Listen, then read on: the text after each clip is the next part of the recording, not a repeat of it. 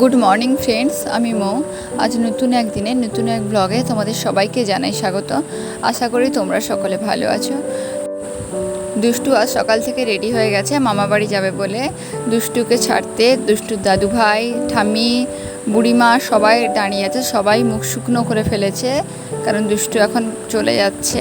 কবে আসবে কোনো ঠিক নেই। পিপিরাও ওকে টাটা করে দিল।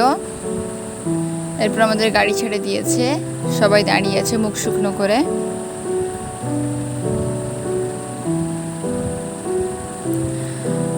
গাড়িতে আমরা দুজন যাচ্ছি।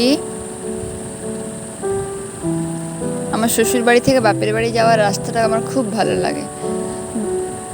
গ্রামের ভেতর দিয়ে রাস্তাটা ভীষণ সুন্দর, দুদিকে গাছে পুরো ভর্তি। এরপর আমরা মেন রাস্তাতে উঠবো।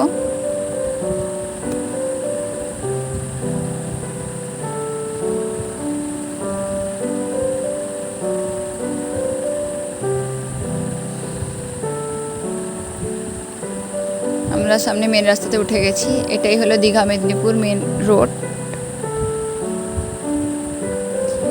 এরপর বাপের বাড়ি এসে বিকেলের দিক করে একটু বেরিয়েছি। এটা আমাদের বাড়ির পুকুর, আর সাইড দিয়ে মাটির রাস্তা। আমি মাটির রাস্তা ধরে একটু যাচ্ছি।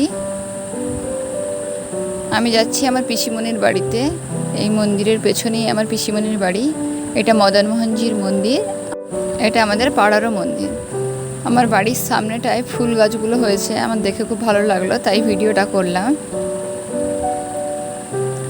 এরপর দুষ্টুকে নিয়ে একটু সামনের দিকে বেরোলাম।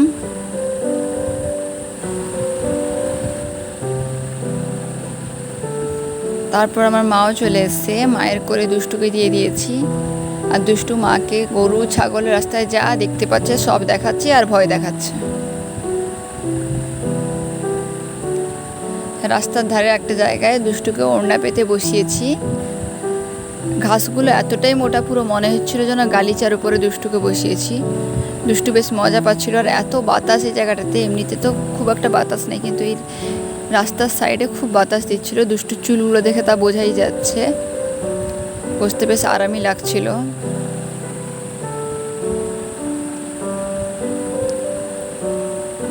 দুষ্টু ওখান থেকে ঘাস যা পাচ্ছে সব ছিঁড়ে ফেলছে, আর দুষ্টু বেশ মজা করছিল।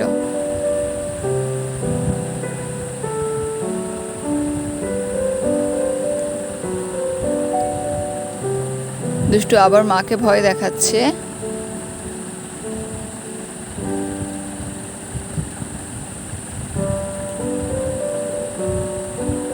এরপর মা দুষ্টুকে একটু জল খাইয়ে দিচ্ছে। চারদিকের পরিবেশটা দেখো কি সুন্দর লাগছে।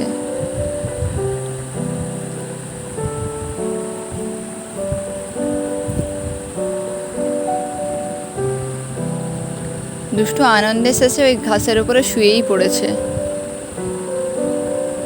আর পুরো গদি জায়গাটা। এরপর দুষ্টুর সঙ্গে আমি একটা ভিডিও করে নিলাম।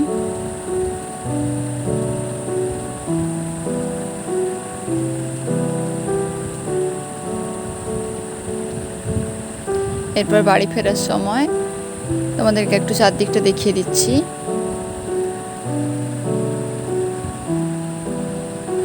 বাড়ি ফেরার সময় মা তাকে নিয়ে একটু শীতলা মন্দিরে গেল প্রণাম করতে। ঠিক আছে, আজকে টাটা।